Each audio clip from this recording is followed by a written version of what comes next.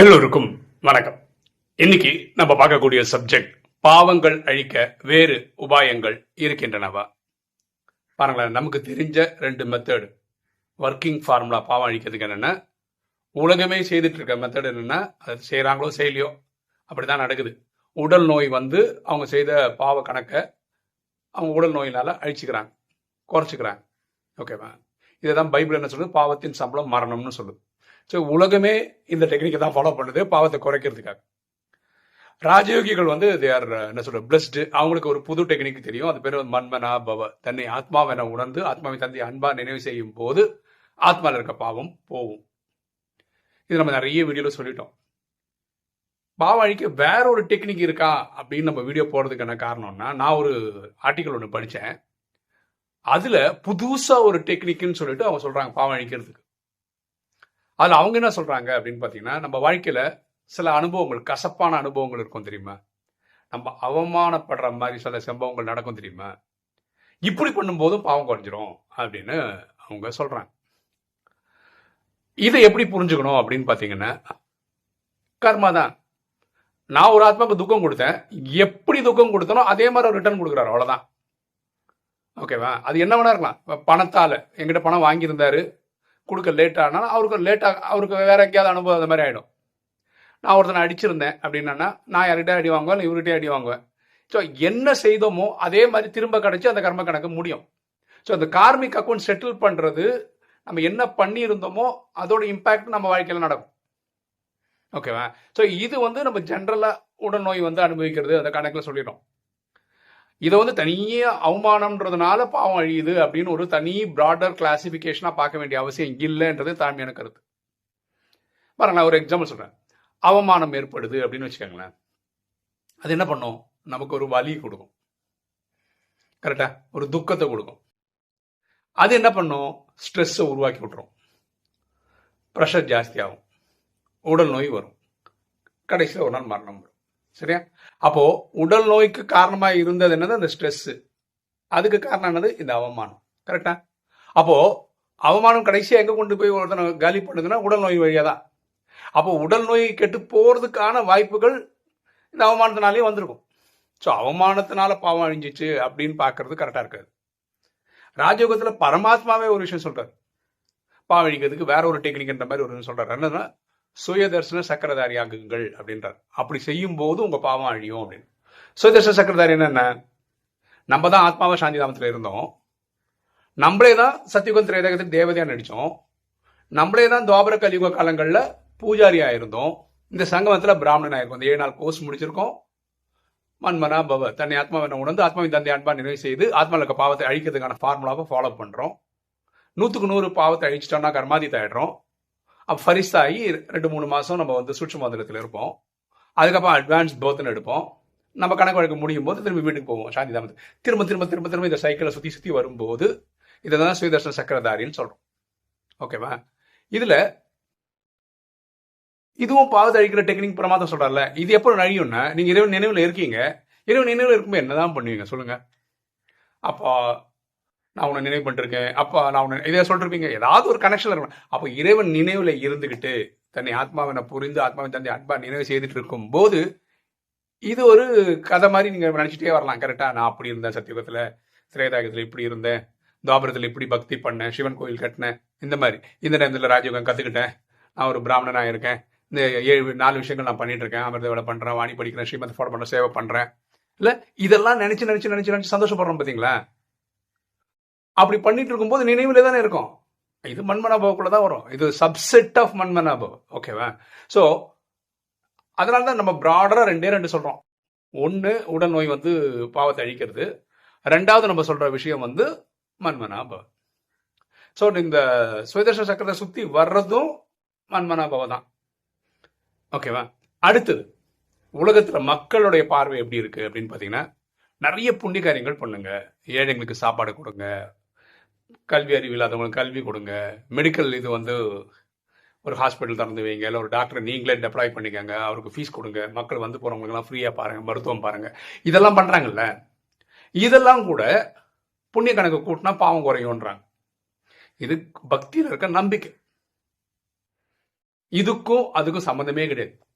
நீங்க புண்ணிய காரியம் செய்தீங்கன்னு வச்சுக்கோங்களேன், அது அதோடைய பலனை உங்களுக்கு கொடுக்கும். வாழ்க்கையில் எங்கேயாவது ஒரு இடத்துல இந்த பிரிவில் கொடுக்கும், அடுத்த பிரிவில் கொடுக்கும். நீங்க பாவம் பண்ணியிருந்தீங்கன்னு வச்சுக்கோங்களேன், அந்த பாவம் உங்களை வச்சு செய்யும். இதை கிளியரா புரிஞ்சுக்கிறவங்க, நீங்க 1000 புண்ணிய காரியம் பண்ணியிருக்கீங்க, ஒரு பாவ காரியம் பண்ணியிருக்கீங்க. ஒரு எக்ஸாம்பிள் வச்சுப்போம். இப்போ நெட் ரிசல்ட் என்ன? 1000 - 1 999 கிடையாது. நெட் ரிசல்ட் இதுதான், 1000 புண்ணியம் ஒரு பாவம். இந்த 1000 புண்ணியம் பண்ணதுக்கு உங்களுக்கு என்ன பலனோ அப்படியே கிடைக்கும். அந்த ஒரு பாவம் நீங்க பண்ணீங்கல்ல, அதுக்கு இந்த நாடகம் என்ன தண்டனை கொடுக்குமோ அது கொடுக்கும். நீங்க அரசியல்வாதிகள் எல்லாம் பார்த்துருக்கலாம், கொள்ளை அடிப்பாங்க. ஓகே, இது பாவம் நிறைய சேர்த்துக்கிறதுக்கு. ஓகேவா? புண்ணியம்னு அவங்க என்ன பண்ணுவாங்க தெரியுமா? கோயிலில் வர்றவங்களுக்கு சாதம் அன்னதானம் போடுவாங்க, நிறைய கோயிலில் வச்சு கொடுப்பாங்க. அப்படின்னா என்ன? இவங்க வீட்டு பேக்கெட் காசை எடுத்து கொடுக்குறாங்க. மக்கள் கோயில் உண்டியலில் போடுற காசை மொத்தமாக கவர்மெண்ட் எடுத்துக்கிறது பதில் கொஞ்சம் காசு அன்னதானன்ற பேரில் கொடுக்குறாங்க. இந்த சிஸ்டம் ஆரம்பிச்சு வச்சாங்க பார்த்தியா, அதுக்கு ஏதாவது ஒரு புண்ணியம் கிடைக்கலாம். மீகராக கிடைக்கும். மீகர்னா ரொம்ப கம்மியாக கிடைக்கும். ஏன்னா இவங்க காசு கிடையாது. ஆனால் திட்டமாவது போட்டாங்க, மொத்தமாக கோயிலுக்கு பணத்தை கொள்ளடிக்கிறதுக்கு பதிலாக கொஞ்சம் அன்னதானமும் பண்ணி ஓகே ஆஃப்செட் பண்ணிக்க ட்ரை பண்ணுறாங்க. மேலே இருக்கிறவங்க முட்டாளான்னு இறைவன் நீ பண்ணுற எல்லா லீலைகளையும் பார்த்துக்கிட்டு ஐயோ சாப்பாடெல்லாம் போடுறான் அப்படின்னு நினைப்பான்னு நினைக்கிறீங்க? கிடையவே கிடையாது. பாவம் பாவம் தான். ஸோ யாராவது இந்த கால்குலேஷன் இருந்தீங்கன்னு வச்சுக்கலேன், நான் நிறைய புண்ணியக்காரியம் பண்ணுறேன்ப்பா, அதனால நான் எவ்வளோ பாவம் பண்ணாலும் அது வந்து ஆஃப்செட் ஆகிடும்னு நினச்சிங்கன்னா உங்களை மாதிரி முட்டாள் வேறு யாருமே கிடையாது. பாவம் பண்ணாமல் இருக்கணும்னு வச்சுக்கோங்களேன், ஒரு நல்ல விஷயம் என்னென்னா புதுசாக பாவம் வராது இல்லையா, அதுக்கு அது யூஸ்ஃபுல்லாக இருக்கும். ஆனாலும் நம்ம 63 ஜென்மமா உடல்னு புரிஞ்சு காமம் கோபம் அகங்காரப்பட்டு பேராசையில் ஈடுபட்டு நிறைய பாவம் பண்ணி வச்சுக்கலாம். அதை அழிச்சே ஆகணும். அதை தான் உடல் நோய் வந்து அனுபவிக்கிறோம், அப்புறம் மன்மனாபவதில் அழிக்கிறோம். இதில் ரொம்ப புத்திசாலியான ராஜயோகி யாரு அப்படின்னு பார்த்தீங்கன்னா, யாராலையும் ராஜயோகியில் நம்பர் 1 சொல்றவங்க கூட 100க்கு 100 மன்மனாபவல பாவத்தை அழிச்சிட்டாங்கன்றது கிடையவே கிடையாது.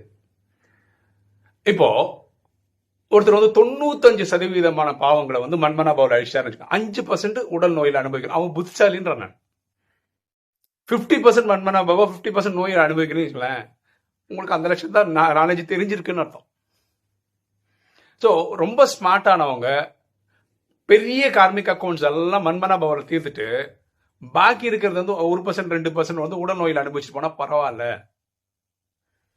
ஓகே, அந்த மாதிரி இருந்தால் பரவாயில்ல. ஸோ நீங்கள் இதை தான் யோசிக்கணும். சரியா? ஸோ இப்போ வீடியோவில் இந்த மாதிரி நிறைய விஷயங்கள் வருது. அதாவது புதுசாக ஒரு பதில் சொல்கிறாங்க, அது அவமானம் வந்தால் கூட பாவம் அழிஞ்சிரும் அப்படின்னு. அதாவது கார்மிக் அக்கௌண்ட் செட்டில் பண்ணுறாங்க, அதனால பாவம் குறை. இது இப்படி தான் நீங்கள் அதை எடுத்துக்க முடியுமே தவிர இது வந்து ஒரு ப்ராடர் கிளாசிஃபிகேஷன் கொண்டு வரக்கூடாது. ராஜயோகத்தில் ரொம்ப சிம்பிளாக நம்ம சொல்ல மன்மனாபவரோட நிறுத்திக்கிறோம், ஒரே வார்த்தையில், அவ்வளோதான். இந்த சுயதர்ஷன சக்கரதாரின்றது அதில் இருக்கிற ஒரு சப்செட், அவ்வளோதான். இது வேற அது வேறன்றது கிடையாது. ஓகே, ஸோ ராஜயோகம் ப்ராக்டிஸ் பண்ண ஒரு கிளாரிட்டி இருக்கணும். பாருங்களேன், நம்ம எல்லாருமே ஜட்ஜ்மெண்ட் டேக்கு முன்னாடி பாவத்தை கணக்கு வழக்கெல்லாம் முடிச்சு தான் போகணும். அப்போ கணக்கு வழக்கனா என்ன, புண்ணியனா என்ன, பாவனா என்ன, பாவம் அழிக்கிறதுக்கான என்னென்ன டெக்னிக்கு, இதெல்லாம் நம்ம கிளியராக இருக்கணும். டெஃபினேஷன் வழி ரொம்ப கிளியராக இருக்கும். நம்மளே குழப்பத்தில் இருந்தோம்னு வச்சுக்கோங்களேன், நம்ம எப்படி பாஸ் ஆக முடியும்? இது ஒவ்வொருத்தரும் சிந்திச்சா நல்லா இருக்கும். ஓகே, ஒரு தகவல். நான் வந்து என்னோட கிரெடிட் கார்டு விஷயம்லாம் சொன்ன பார்த்தீங்களா, ஐசிஐசிஐ பிரச்சனை ரொம்ப முன்னாடி இருந்தது. 2 வருஷத்துக்கு முன்னாடி நான் வந்து ஒரு தம்பி வந்திருந்தார், 3 கிரெடிட் கார்டு விஷயமா தூக்கிட்டு வந்தார். அப்போ நான் சொன்னேன், மொத்தமாக எவ்வளோ இருக்கும் ஐசிஐசிஐன்ற பேரில் என்னென்னலாம் இருக்கும் மொத்தமாக கொண்டு வாப்போம் முடிச்சிடலாம் அப்படின்னு. இதை நான் சொல்லியிருக்கேன், அதோட கண்டினியூஷன் இருக்கிறதுனால சொல்கிறேன். அப்போ அந்த தம்பி எல்லாம் ஹோம்ஒர்க் பண்ணி 7ன்னாரு. அப்புறம் நான் இதை கிராஸ் வெரிஃபை பண்ணுறது வேற ஒருத்தர் கேட்டேன் 7. அப்போ என்னோட நம்பிக்கை என்னென்னா ஐசிஐசிக்கு நமக்கு பெரிய கும்பிடு போட்டுடலான்னு, எல்லாம் கணக்கு வழக்கெல்லாம் முடிச்சு ஒரு 2.5 லட்ச ரூபா தரணும்னாங்க. அப்போது எனக்கு ஒரு உதவி வந்தது. அந்த உதவியை வச்சு நான் 2 லட்சம் கொடுத்து முடிச்சிட்டேன். அப்புறம் நினச்சேன், அப்பாடா ஐசிஐசி தொலை தீர்ந்துதுரா சாமி அப்படின்னு நினச்சேன். கரெக்டாக ஒரே மாதம் இதே தம்பி எனக்கு கூப்பிட்டு, இல்லைண்ணா உங்களுக்கு வந்து வேற ஒரு பர்சனல் லோனுன்னு ஒன்று இருக்குது, நாங்கள் பார்த்ததெல்லாம் கிரெடிட் கார்டு தான் பார்த்தோம், பர்சனல் லோனு பார்க்காம விட்டுட்டோம், நீங்கள் இதையும் அடைக்கணும் அப்படின்ட்டாங்க. நான் ரொம்ப நொந்து போயிட்டேன். நான் அதுக்கு அடுத்த வருஷம் தான் எனக்கு அட்டாக்கே வந்தது. ஓகேவா? எவ்வளோதான் இவங்க கூட போராடிட்டு இருக்கு, இப்போவும் ஃபோன் கால் வந்துனே இருக்கும். ஓகேவா? நேற்று 2 பேர் வந்திருந்தாங்க பேங்க்லேருந்து. பேங்க் இல்லை, பக்கெட்டுன்னுவாங்க, அவங்க தான் வந்திருந்தாங்க. அதில் ஒரு எல்லாம் சின்ன பசங்க தான். அதில் ஒருத்தர் மேனேஜர்னு சொல்லிக்கிறாரு, ஒருத்தர் வந்து எக்ஸிக்யூட்டிவ்னு சொல்லிக்கிறாரு. இவங்க வந்து என்ன சொல்கிறாங்க, அது நான் வாங்கும்போது 1.25 லட்ச ரூபா லோன் வாங்கியிருந்தேன் போல இருக்கு, 11 இஎம்ஐ ஏதோ கட்டியிருக்கேன். அவங்க என்ன சொன்னாங்க, இனியும் வந்து ஒரு 95,000 ரூபா பிரின்சிபல் அப்படியே நிற்குது, நீங்கள் வந்து இன்ட்ரெஸ்ட்டு வட்டி கிட்டி அதெல்லாம் போட்டு பார்த்தா 5 லட்சத்துக்கு வந்து நிற்குது. நீங்கள் வந்து இப்போ உங்கள் உடல்நிலை ஆரோக்கியத்துக்காகவும் நீங்கள் வந்து பெருசாக வருமானம் வரலன்னு சொல்கிறீங்க, அதனால் உங்களுக்கு வேணாம் எனக்கு வேணான்னு சொல்லி ஒரு 48,000 கொடுத்தீங்கன்னா கதையை முடிச்சிடலாம் அப்படின்னு சொல்கிறாங்க. எனக்கு என்ன தோணுதுன்னா, இவங்க காலம்புறது சாயந்தரம் ரியலாக சொன்னேன், என் ஃபோன் வந்து மோஸ்ட் ஆஃப் த டைம் வந்து ஃப்ளைட் மோடில் தான் இருக்கும், இல்லை சைலண்ட்டில் தான் இருக்கும். நான் எடுத்து ஃபோன்னா நான் பார்த்து கூப்பிடலான்னு நினச்சி, எனக்கு வந்து தெரியாத நம்பர் வந்து இப்போ எடுக்கிறதே இல்லைங்க. அதில் வந்து நிறைய பிகே ஆத்மாக்களாக கூட இருக்கலாம்.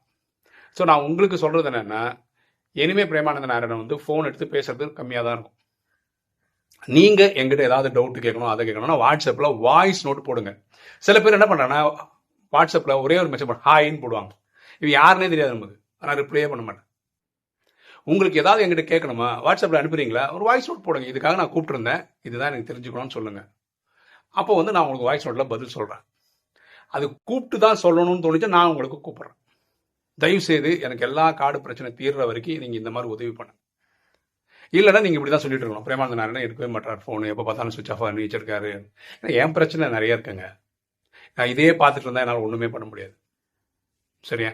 ஸோ இது நான் எப்போவுமே ஒரு பிரச்சனை வரும்போது நான் நினைப்பேன், சொல்யூஷன் நோக்கி போகிறோம்ல, இந்த பசங்க வந்திருக்காங்க, இதனால இந்த 50,000 கொடுத்து ஐசிஐசியோட, இதுக்காக ஐசிஐசியில் வேறு எந்த கணக்கு வழக்கம் இல்லை எனக்கு தெரிஞ்சு. ஸோ இதோட அது முடிஞ்சிடும். ஆனால் அந்த பைசா வேணும், ஒரு 48,000 ரூபா வேணும், வந்ததுன்னா மொத்தமாக கொடுத்துட்டு ஒரு குடி முழுகலாம். இதோட எல்லா கதையும் முடிச்சானா ஹெச்டிஎஃப்சி ஒரு பிரச்சனை, அது ஏற்கனவே காசு கட்டினது 10 வருஷத்துக்கு முன்னாடி, திரும்பவும் கேட்குறான். ஆனால் இனி ஒரு கிரெடிட் கார்டு அந்த தராமல் வச்சுருக்கேன் நான். அவன் கிரெடிட் கார்டுக்கு வந்து நிற்கிறான், இதையும் நான் எவ்வளோ வெறும் 30,000 ரூபா கொடுத்தா, அந்த 30 ரூபா கொடுத்தா, 30,000 இல்லை 30 ரூபா கொடுத்தா அந்த பழைய கணக்கு முடியணும். அந்த இதுக்கு அவன் 1 லட்சம் 2 லட்சம் கட்டுன்றான் ஹெச்டிஎஃப்சி, அதனால் கட்டாமல் வச்சுருக்கேன். ஸோ அது வரும்போதெல்லாம் ஹேண்டில் பண்ணிக்கிறேன், எல்லாமே ஹேண்டில் தான் பண்ணுறோன்னு வச்சுக்கலாம். இது இல்லாமல் ஆக்சிஸ் பேங்க்னு ஒன்று இருக்குது, இது இல்லாமல் ஸ்டாண்டர்ட் சார்ட்டர்னு ஒன்று இருக்குது, இதெல்லாம் வருஷத்துக்கு ஒரு வாட்டி வராங்க. இதெல்லாம் முடிச்சிட்டோன்னு வச்சுக்கோங்களேன், இந்த கடன் தொல்லை முடிஞ்சிடும். பார்ப்போம் இது ட்ராமாவில் எப்படி நடக்குதுன்னு தெரியாது. நடந்தால் இந்த என்ன சொல்கிறது மென்டல் டார்ச்சர் குறையும். பார்ப்போம் ட்ராமாவில் எப்படி இருக்குன்னு பார்ப்போம். இதுக்கடையில் நம்ம வாழ்ந்தும் போகணும். சரி, நல்லது. இன்றைக்கி வீடியோ உங்களுக்கு பிடிச்சிருன்னு நினைக்கிறேன். லைக் பண்ணுங்கள், சப்ஸ்கிரைப் பண்ணுங்கள், ஃப்ரெண்ட்ஸ் சொல்லுங்கள், ஷேர் பண்ணுங்கள், கமெண்ட்ஸ் போடுங்க. தேங்க்யூ.